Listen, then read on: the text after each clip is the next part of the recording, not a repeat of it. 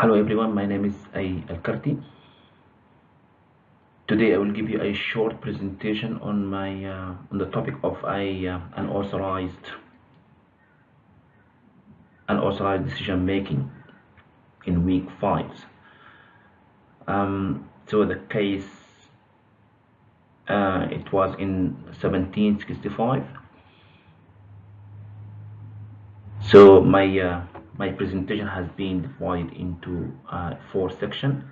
The first section is going to be about the fact, then the second section about the legal issue, after that about the court decision about the in term of the on the issue or the case, and the last one is going to be about important what we learn about the unauthorized decision making or about the topic.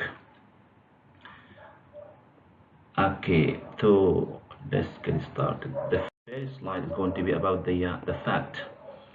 The fact here, the plaintiff has been accused of causing people to rebel against the authority of the state. So he's been accused that he doing something that causing trouble to the or who's causing trouble to the government. Therefore, the Secretary of State had issued a search warrant.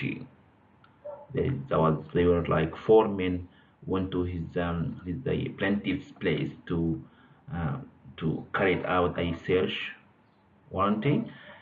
So they went there, they forced themselves there, they broke doors and opened locks to discover any evidence to support their claims.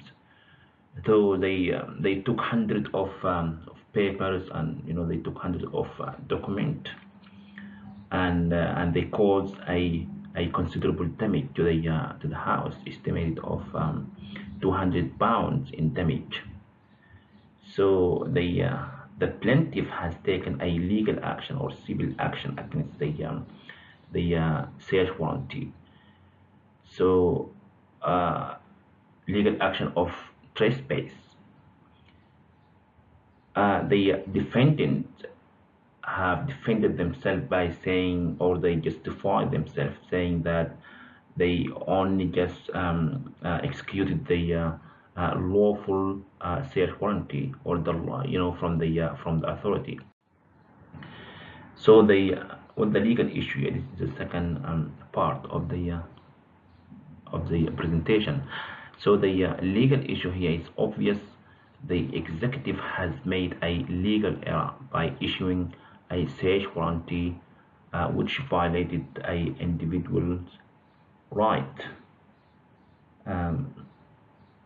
So it's obvious the government agency needs a legal support to be able to take any action or decision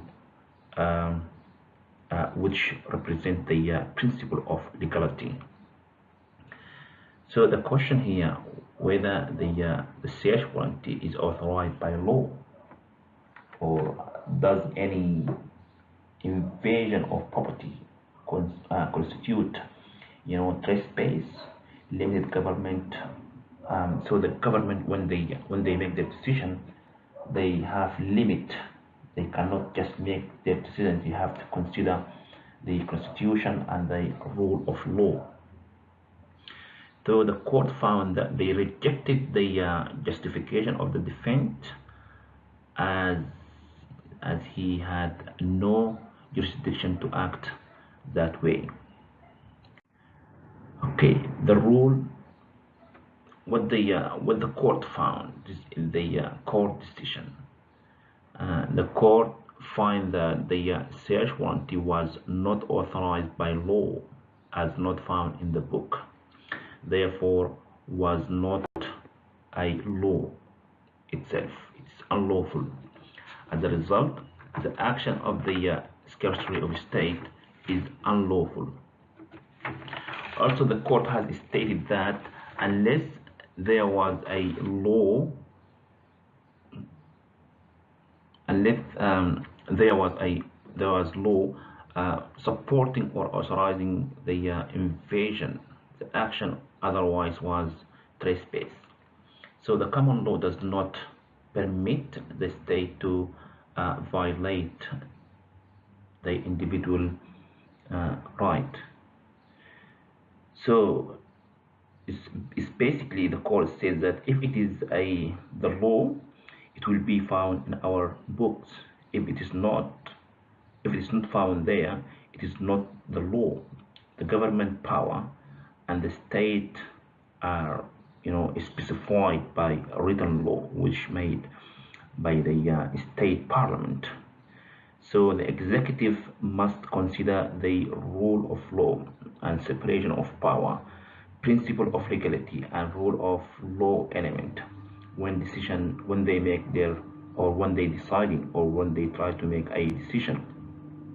So there is nothing found in the books mean that there is no a such legislation or law support the king's action. So this is wasn't lawful, therefore the decision has been dismissed by the court. It is stated here, the court says, our law holds the property of every man as holy, so that no man can set his foot upon his neighbor's clothes without his permission, um, tread upon his neighbor's ground. He must justify it by law. Okay. What we learn about from this case, we learn that this case is very important for several reasons. So there are one of them is the government action will be invalid without the support of law. The executive must consider a legal authority for any action may they undertaken, and the resident always affected by the executive government decision. So the decision had that made by the defendant by accusing without any support evidence, accusing the plaintiff that he causing trouble to the authority with that what was unlawful, and the search warranty was unlawful as well. Therefore, the whole decision was unlawful. So the decision always affected by the executive government decision making. The president always affected by the, yes, that's right. The administration law can challenge and review the decision making uh, action. So in conclusion, the decision makers must consider the law before making any decision.